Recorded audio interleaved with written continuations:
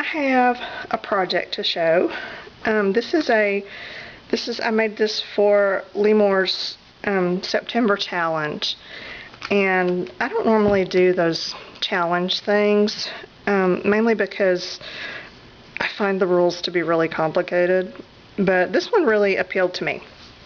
It wasn't just the theme. She just came up with a really good theme, but the requirements weren't quite so requiring of me. I don't know how to say it. You know, I watch these videos for these people who are making stuff for these challenges, and they make all of these beautiful layouts and projects and stuff, and they start listing the requirements of the challenge, and you know, they had to use papers from this particular paper line, and then they had to use 3 rubber stamps from this other company, and then they had to incorporate 4 fuchsia flowers, not pink, fuchsia, and then they had to stand on their head and do the hokey pokey and turn themselves around, and you know, I can't keep up. And even with as few rules as she had for this one, I still screwed it up. But Limor's a very gracious woman, so I'm hoping that she might just cut me a little bit of slack. If you don't know, if you're not a member of her Facebook group, you should just run right now over there and join her Facebook group. She is Limor, it is Limor 1278 Mixed Media Art Group. Cue cards I'm reading. So yeah, run over there. On YouTube, she's Limor 1278, and her Facebook group is really good. Great bunch of ladies. Oh my gosh, everyone over there is so nice and so helpful and so encouraging. It's just a very friendly, happy place to be, so I think you'd like it. This, her September challenge was to make any project. I like that. She said, you know, do whatever you want. The requirements are, okay, when she first started talking about this, all I kind of heard or read was that this had to be, you know, make something for someone else and use something recycled in it. So that's what I had in my head, because I didn't really pay attention to the actual rules that she explained. And I didn't pay attention to them until last night when I went to double check before I did this video, because, you know, I thought, well, I don't want to get it completely wrong, and I did anyway. But the actual rule was to include at least 1 recycled household item. Now here's where I'm kind of, okay, I don't know if this counts or not. The whole thing is recycled, and every recycled piece came out of my house. So that's a household recycled item, right? I mean, I know she meant more like, you know, a toilet paper roll or cans or bottle caps. You know, that's kind of what she had in mind. But I'm hoping she'll maybe cut me some slack on that one. And the other requirement was to use 1 rubber stamp. And, you know, there's a prize. One of the prizes being given is from a stamp company, and she didn't even require that we use that company's image. You know, we could use anything, which I thought was just awesome. That, you know, that's a cool thing to do. And as it would happen, I think I used that company's image. I think it's Unity, and I might have, we'll get to that and I'll show you. So those are the only requirements. And even though, you know, any idiot should be able to follow those, I still managed to screw them up. The stamped image I added last night, because yeah, I didn't do that. But the whole thing was to make the project for someone that you know who could use a little lift in their life, or just, you know, someone that you want to give a gift to that they're not expecting, someone who makes a difference in your community, that kind of thing. And I can't really talk about too much about who I made it for, because there is a slight chance that she might watch this video. I'm not real sure if she watches them, but anyway, if she does, I don't want to, you know, I don't want to ruin it for her. So she'll be my anonymous friend. And I decided to make my anonymous friend a kind of a junk journal, smash book, whatever you want it to be, book. And I started out with book covers, just a set like this, where I had taken the guts out of an old book. And I have tons of these laying around. And I'm going to show you why. 'Cause I do this.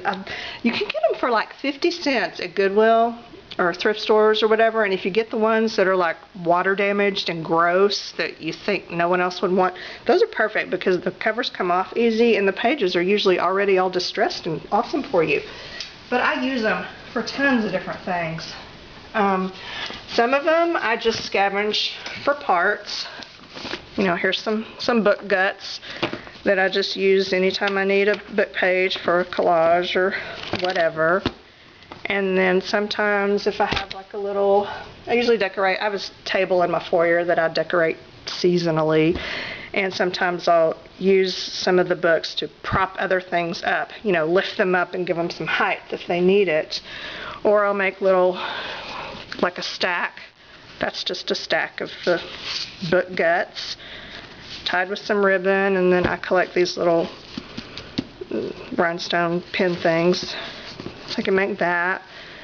Or this one, this is what I had on my table for this last spring, and it's just a stack of them.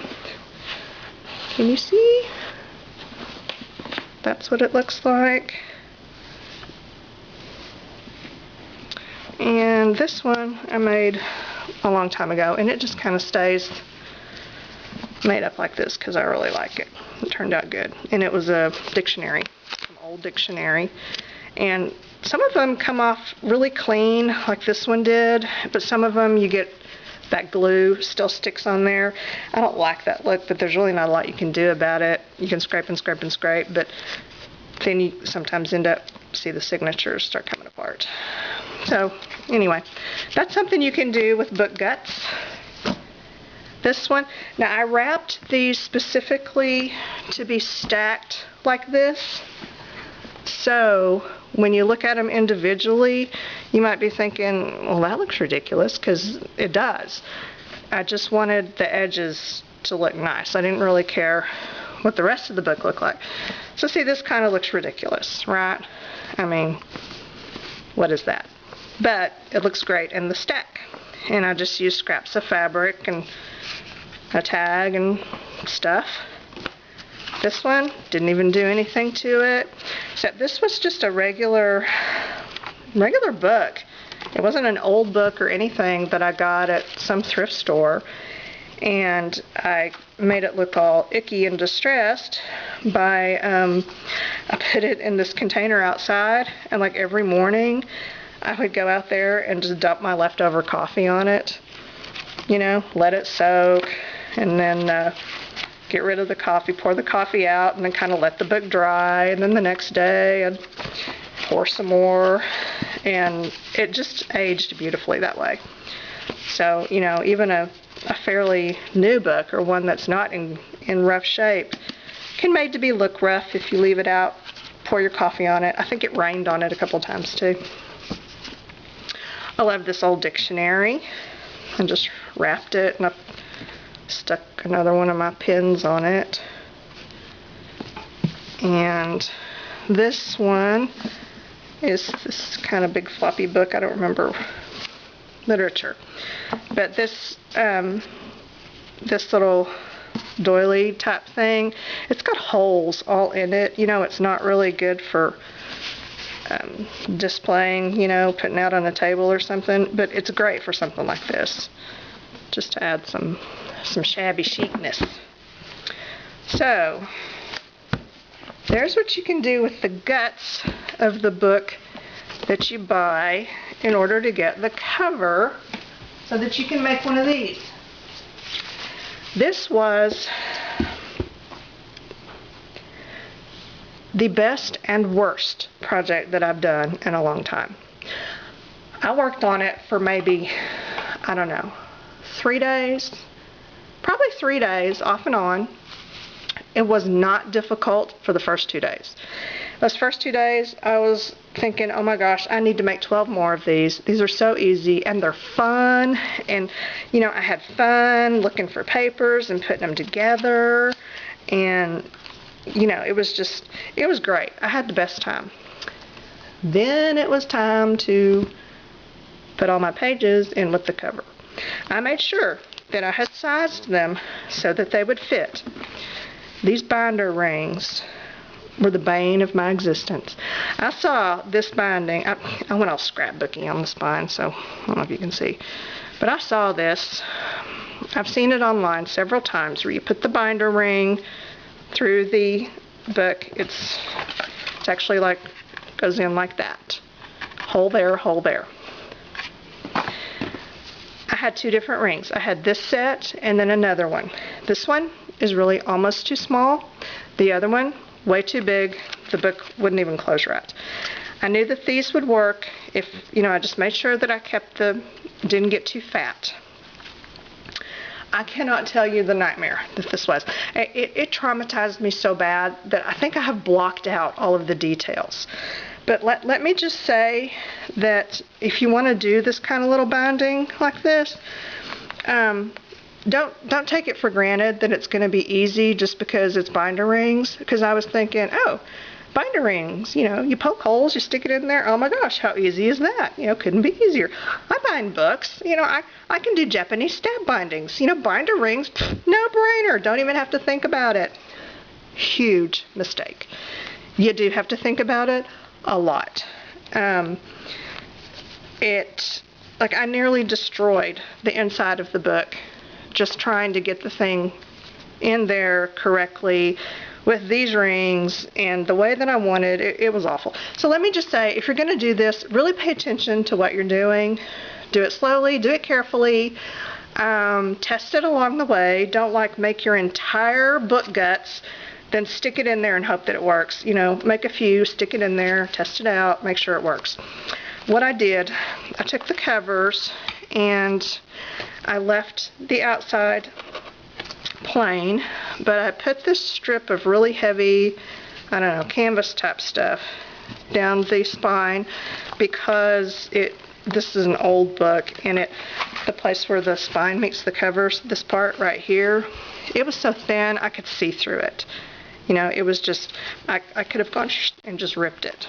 So I really, really reinforced it there really good. Put fabric on the inside. I didn't have the grommets at first, but the more that I started fighting with this to get it all to fit properly, I was really afraid that I was going to end up, it was going to tear. And I even put duct tape in there too, but still, I thought, just to be on the safe side, I'm going to put some grommets so that this whole spine doesn't end up pulling off. So I did. And then I just glued these fabric things on the outside and one of my little leftover paper doll girls. This, I just poked a hole in the cover, and that's a shank button.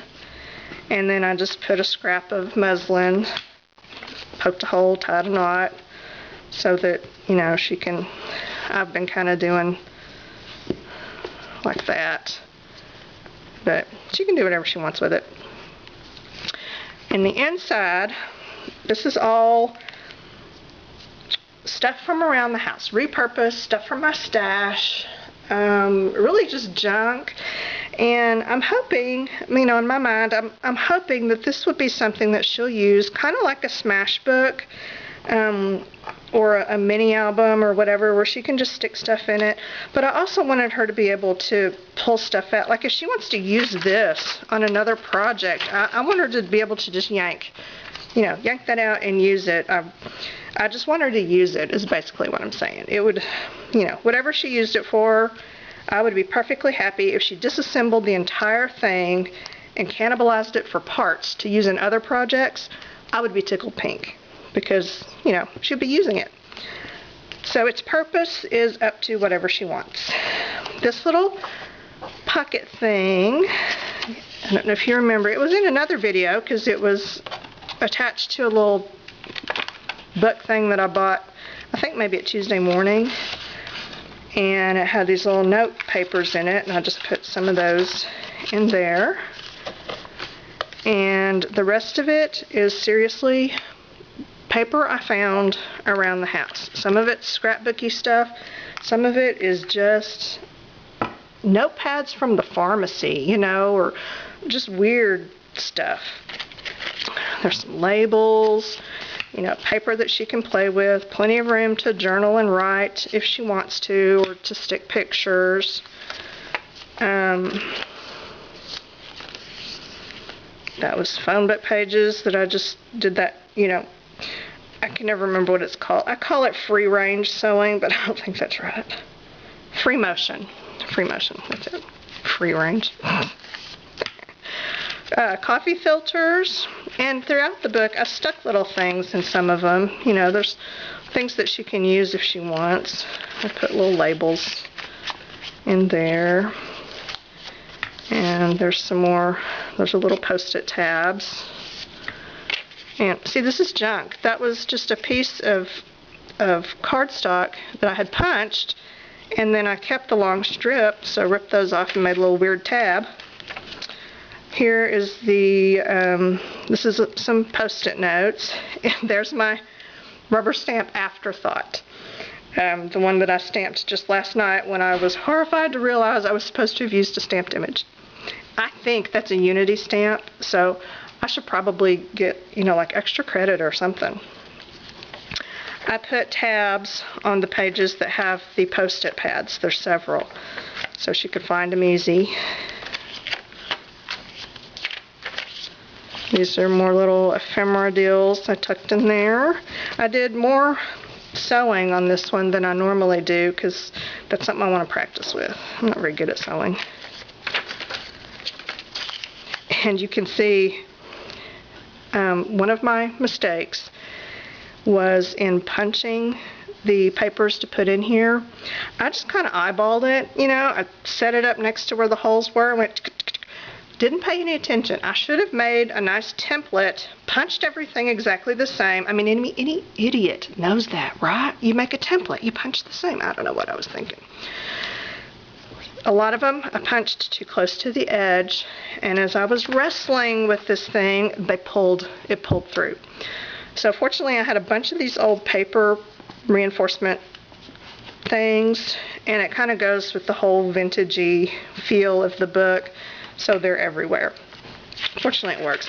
And the book doesn't really have a theme, doesn't really have a color scheme or a theme. It's just, you know, I kind of paid attention to what I was putting in there, so everything kind of goes together. You know, there's no neon pink or anything, but, or maybe there is. Oh, well, I lied. Anyway, it kind of all goes together, even though it's not a particular theme. Here's another little, I have a bunch of these pads, and I just tear off a little chunk and made her a little thing. I like books that have these, you know, interactive fold-out pieces that you can do stuff with. This is the only thing I don't like. It just didn't turn out the way I thought it would. I don't know what I was thinking. But I put some die cuts in there for her. Magazine page. Lots of just random paper from the house. This, I have some of these little glassine envelopes. I put some of those in there for her. And this, I put that little paper doll that's left over from my paper doll making, stuck her on there. This envelope's white. She's got smudges all around her because my hands, you know, had dried glue and were not clean, and so I've got like dried glue, dirty smudges all over the white envelope. Couldn't fix it, tried every trick I knew, and you know, I'm not using any wet media these days. It's all, you know, this clean journaling thing. So normally I would just, you know, paint over it. Couldn't do that. So I got, I don't know if you can tell, but it's a piece of vellum that I cut out and put over it. That just, it really doesn't even cover up the smudge, but it does draw your eye away from it. So that worked. Another tab page with some more post-its. This folds out. Some of the pages, see, I made like a little signature, and then others are just single loose pages. Did a little of both. I left lots of blank area because I want this to be something that she uses. And I see so many of these books that they already look completely finished to me, you know, because like almost every square inch is covered with something, and then the covers have huge mounds of flowers, and you know, the texture is just amazing. They're a feast for the eyes, but I can't imagine actually using it, you know, because when it's all puffy like that, it's hard to lay it open and use it and write in it and glue in it or whatever. It's just difficult. So I tried to keep this as flat as I could with lots of empty space so that she could really use it and do what she wanted with it. I didn't want it over decorated. I didn't want it locked into a really specific theme. You know, she can mess with it. She can change it up. This, I made a little pocket there and then just made some of these little, you know, decorative whatevers that she could use. And I had a random letter or journaling spots. Stuck a clear envelope on here and put these little, these are not Post-its, they're just regular little note dealies. And there's another fold out. This little pocket has some tags. And this says, just file it under who cares. And that's more Post-it notes. See, random notepads.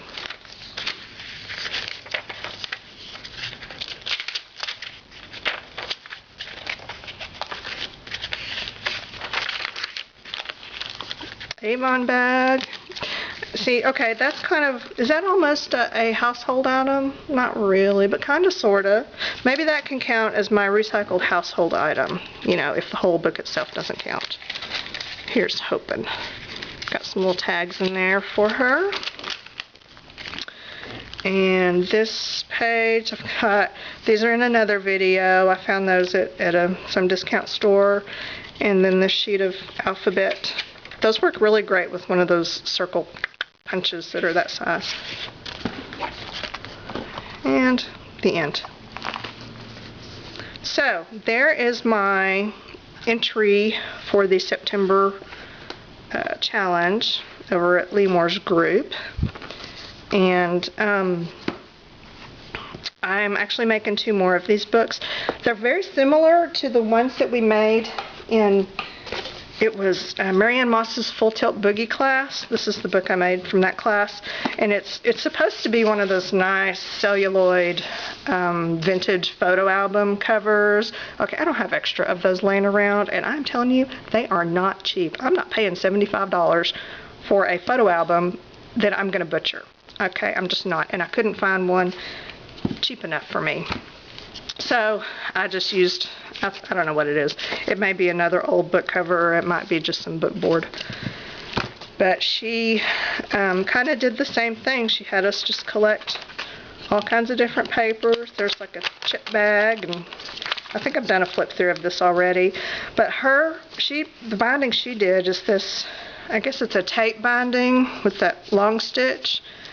And on the ones I'm making, I haven't decided exactly how I'm going to bind them. Let me show you. Because these are the 2 covers that I'm using. This one has done me the courtesy of already falling apart, so I don't have to do that for it. And I have collected, these are I call these the base papers. These are notepads, notebook paper, graph paper, those accounting ledger papers, computer paper, plain paper, phone books, notepads, notepads, notepads, notepads, notepads. Those are kind of the plain base papers.